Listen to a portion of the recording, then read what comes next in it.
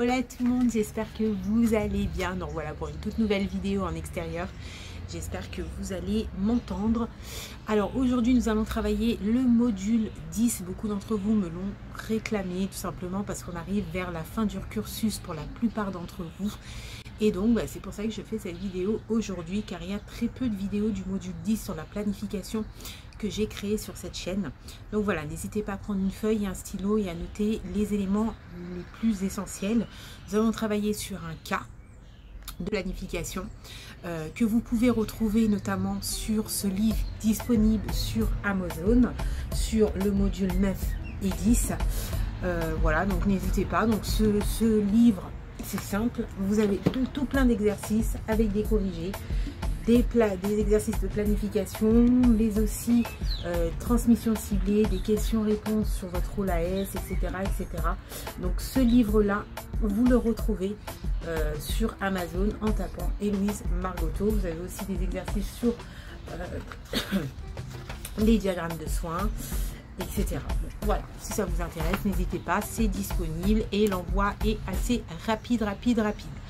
C'est parti pour l'exercice. Avant de commencer cet petit exercice qui appartient au livre Amazon Révision aide-soignante que vous retrouvez facilement en tapant Héloïse Margotto sur Amazon, eh bien, je vais vous expliquer au niveau de la planification. La planification, il y a beaucoup de moyens qui sont possibles, mais il faut que votre tableau de planification soit réaliste et en accord avec votre journée. C'est-à-dire que vous avez plein de solutions sur votre planification.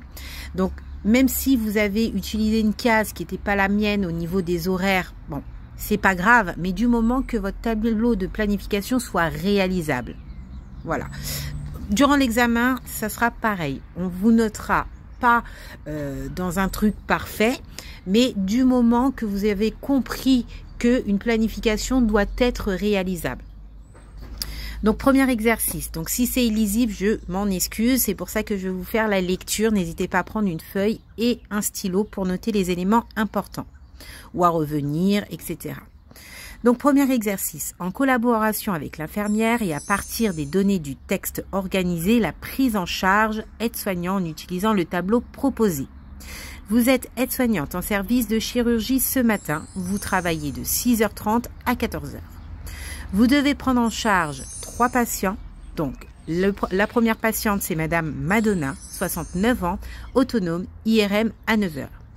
Vous avez Madame Beyoncé, qui a 80 ans, incontinente. Vous devez faire sa toilette complète au lit après le petit déjeuner. Visite du médecin à 11h. Elle vous demande de l'aide pour son repas de midi. Elle aime faire la toilette très tôt. Madame Rihanna, 65 ans, autonome dans les activités de la vie quotidienne, doit être à jeun jusqu'à 8h30. L'infirmière doit lui faire une prise de sang à 8h30. Elle a aussi un pincement à réaliser à 10h30. Vous devez seulement l'aider pour la toilette du dos.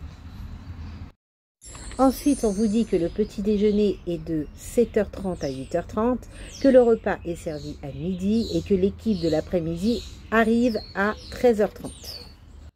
Alors, j'espère que cette photo est lisible pour vous, mais quoi qu'il en soit, je vous invite à reproduire ce tableau afin de pouvoir faire l'exercice. C'est simple, vous avez une colonne horaire, comme vous pouvez le constater, qui commence de 6h30 à 17h. Bien évidemment, il y a des cases qui ne seront pas remplies, car on a bien expliqué que vous quittez à 14h. Et vous avez la colonne de non-patients. Tout va dépendre d'un établissement à un autre. Il y a des établissements, ils utilisent des tableaux comme celui-ci. La plupart des cas, c'est comme ça. Et d'autres établissements qui utilisent des synthèses de planification de la journée. Et donc, il n'y a pas de tableau. Quoi qu'il en soit, je vous invite dès à présent à faire ce tableau. N'hésite pas à mettre cette vidéo sur pause pour ne pas voir la correction juste derrière. Les premières choses à faire, c'est déjà de mettre le nom sur chaque case. Madonna, Beyoncé et Rihanna. S'il y a une personne qui est à jeun, moi je vous invite à le mettre dans la case. Là notamment Rihanna était à jeun, donc entre parenthèses, à jeun jusqu'à 8h30. À 6h30, vous embauchez la case. 6h30, vous pouvez mettre transmission. C'est un choix et il faut bien voir comment font votre établissement. Mais là, vous commencez à 6h30, 6h30, 30 missions. À 7h, comment vous allez vous organiser? Bien évidemment, il y a plusieurs possibilités. Je vous invite également à mettre votre possibilité d'organisation, de planification sur ce cas en commentaire si vous le souhaitez. Donc à 7 h, je vais voir Madonna. Je vais lui faire son petit déjeuner, lui faire rappeler qu'elle a un rendez-vous à 9 h IRM. Donc je mets 7 h petit déjeuner, lui faire rappeler le rendez-vous. Je vais dans la case 9 h de chez Madonna et je mets IRM. Beyoncé, je vais lui mettre son petit déjeuner un peu plus tard, du coup, puisque je ne peux pas servir les deux en même temps. Donc, petit déjeuner, je décale un petit peu au niveau de la case. La toilette à 7 h 30, toilette complète au lit, la visite du médecin qui est à 11 h, et ensuite servir le repas. Bien évidemment, midi, servir le repas, servir le repas, servir le repas pour Madonna, Beyoncé et Rihanna. Il n'y a aucune contre-indication. Concernant Rihanna, elle est à jeun jusqu'à 8 h 30. Donc à 8 h 30, prise de sang entre parenthèses IDE et ensuite servir le petit déjeuner. Aide à la toilette à 10 h, pansement bien évidemment IDE à 10 h 30. Pourquoi?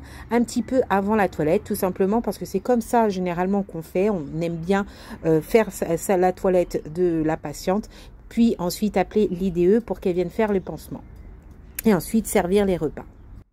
Et là, on passe un petit peu à la fin de matinée, début d'après-midi. Donc, sans oublier qu'avant de prendre la pause, eh bien, il va falloir aider au repas de Beyoncé. Donc, j'aide le repas au Beyoncé et ensuite, je prends ma pause. Midi 30, 13 h. Une fois que ma pause est terminée, l'équipe qui prend le relais, eh bien, va venir. Donc, il y aura transmission. Et après les transmissions qui durent en général 30 minutes, eh ben, c'est la fin de poste. Tout va dépendre de votre établissement. Il y a certains établissements qui exigent à ce que vous mettez votre temps de pause dans le tableau et qui exigent aussi les transmissions. Et ça, c'est important. Là, par exemple, à 6 h 30, j'ai pas mis de transmission. Mais j'arrive à 6 h 30, je fais mes transmissions et je commence à dérouler ma planification. Voilà, c'est très important. Comme Rihanna, j'ai mis entre parenthèses à jeun jusqu'à 8 h 30. C'est important de mettre une trace, comme ça vous avez compris, vous n'oubliez pas. D'accord? C'est pareil, prise de sang, quand vous avez un rendez-vous chez le médecin ou une prise de sang, dire qui est-ce qui fait la prise de sang et quel rendez-vous. S'il y a l'explication dans le texte, vous mettez. S'il n'y a pas, vous n'allez pas inventer. J'espère que cette vidéo t'a beaucoup plu, t'a beaucoup servi. Si c'est le cas, n'hésite pas à mettre un petit pouce vers le haut, à me laisser un joli petit commentaire. Si tu as des demandes en particulier de vidéos que tu souhaiterais que je fasse, n'hésite pas non plus à les mettre en commentaire. Je suis joignable sur Snap, Professeur Héloïse. J'ai notamment une deuxième chaîne qui se nomme Professeur Héloïse, aide-soignant nouvelle réforme. Et donc, je suis également disponible sur Gmail avec l'email que je mettrai, je pense, en haut. Donc, n'hésite surtout pas. Vous avez cette possibilité, si vous avez des lacunes et besoin de travailler sur certaines choses en particulier, de prendre un rendez-vous. Vous avez tous les liens en bas, en commentaire, épinglés ou bien en description. Donc, n'hésitez pas à jeter un petit coup d'œil. Je vous dis à très vite pour une prochaine vidéo.